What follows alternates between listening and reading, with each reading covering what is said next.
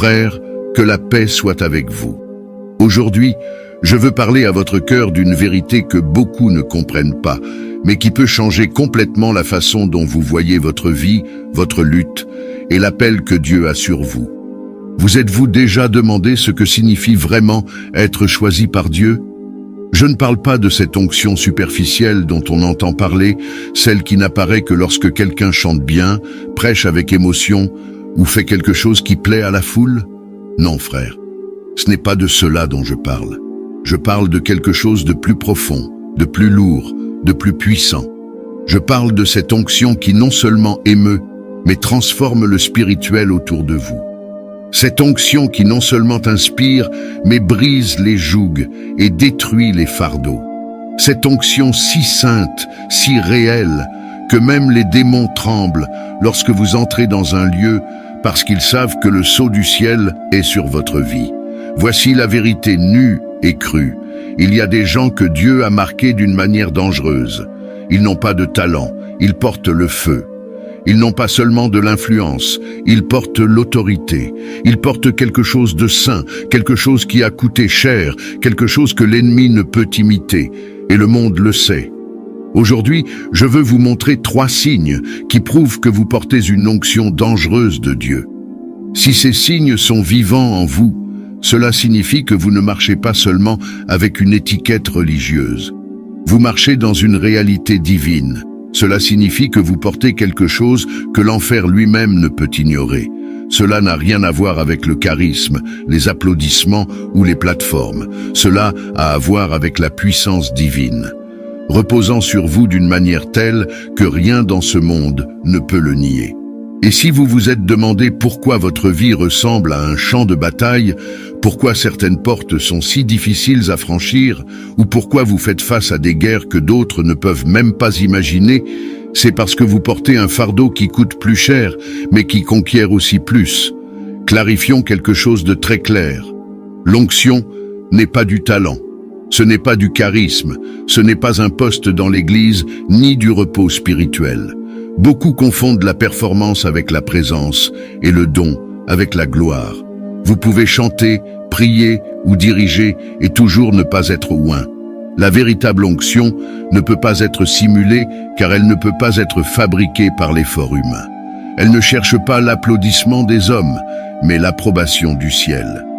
Bibliquement, être oint signifie être séparé, entraîné et marqué par Dieu pour son but. Quand David fut oint, l'huile versée sur sa tête n'était qu'un signe externe. La réalité intérieure était que l'Esprit du Seigneur le posséda à partir de ce jour, comme il est écrit dans 1 Samuel 16, 13. C'est pourquoi David pouvait tuer des géants, tandis que d'autres fuyaient de peur. L'onction n'est pas juste un rituel, c'est une dotation divine. C'est le croyant revêtu de puissance pour accomplir ce que la chair n'atteindrait pas. Ésaïe 10, 27 dit clairement, « À cause de l'onction, le joug sera détruit. L'onction est un briseur de chaînes et un destructeur d'oppression. » Mais voici le point crucial. Une onction dangereuse attire une opposition dangereuse. Le même œil qui a marqué David a également mis une cible sur son dos, éveillant l'envie de Saül et la fureur de ses ennemis. Lorsque vous êtes vraiment oint, oui, vous aurez une capacité peu commune, mais vous ferez aussi face à une résistance inhabituelle. L'enfer ne combat pas ce qui ne le menace pas. Par conséquent, vous devez discerner les signes de cette onction. Parce que si Dieu vous a marqué ainsi, vous portez quelque chose qui attire à la fois le soutien du ciel et la résistance de l'enfer. Le premier signe que vous êtes dangereusement oint est celui-ci. Vous attirez une opposition inhabituelle. Regardez David. Avant d'être oint, il n'était qu'un jeune berger, ignoré par les rois et ignoré par les ennemis. Mais au moment exact où l'huile de Samuel a touché sa tête, tout a changé. Soudain, Saül le haïssait. Des javelots étaient lancés sur lui. Des armées le poursuivaient à travers des grottes et des déserts. Sa vie s'est transformée en un champ de bataille du jour au lendemain. L'onction ne l'a pas seulement couronné, mais l'a également exposé. Pourquoi? Parce que l'onction a mis une cible sur son dos. L'huile a pu couler en secret, mais l'effet a été public. L'enfer a senti l'odeur de l'onction de Dieu sur David, bien avant que les hommes ne le reconnaissent comme roi. C'est pourquoi Saül était enragé, non pas à cause du statut de David, mais à cause de son potentiel. L'ennemi attaque toujours la destinée en phase de semence, essayant de l'étouffer avant qu'elle ne fleurisse. Il a reconnu l'onction bien avant qu'Israël ne célèbre le roi. Voyez aussi Jésus. Avant son baptême, il vivait dans le silence, dans l'obscurité. Mais lorsque les cieux se sont ouverts et que l'Esprit est descendu sur lui comme une colombe, tout a changé. Matthieu 4 nous dit que l'Esprit lui-même l'a conduit au désert, à la confrontation avec le diable. Notez bien, l'onction ne l'a pas conduit en premier lieu vers les foules ou les miracles. Elle l'a conduit à la guerre spirituelle. Le poids de l'Esprit sur la vie de Jésus a attiré le poids de l'opposition de l'enfer. Lorsque l'huile coule, la bataille commence. Par conséquent, si vous êtes un oint, ne soyez pas surpris lorsque l'enfer se lève contre vous. Ne soyez pas choqués lorsque des tempêtes surviennent ou lorsque des ennemis apparaissent de nulle part. Ne confondez pas l'opposition avec l'abandon. C'est la preuve d'une onction divine. L'ennemi ne combattrait pas si férocement contre vous si vous ne portiez pas quelque chose de dangereusement puissant.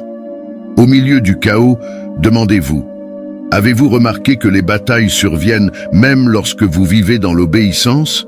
Votre vie a-t-elle ressemblé à une constante confrontation ? Ce n'est pas une malédiction, frère, c'est un choix, c'est une marque, c'est un signe que vous portez quelque chose que l'enfer ne peut ignorer. Le deuxième signe est celui-ci, votre simple présence perturbe l'obscurité. Dans Actes 16, nous voyons Paul et Silas marchant à travers la ville. Et une jeune esclave possédée par un esprit de divination les suivait jour après jour, criant fort. Pourquoi ne pouvait-elle pas rester silencieuse ? Parce que l'Esprit de Dieu en eux irritait le démon en elle. L'onction rendait impossible à l'obscurité de rester confortable. Là où l'Esprit du Seigneur est, l'esclavage est exposé. Lorsque vous êtes dangereusement oint, les gens ne comprendront pas toujours pourquoi ils ressentent ce qu'ils ressentent près de vous.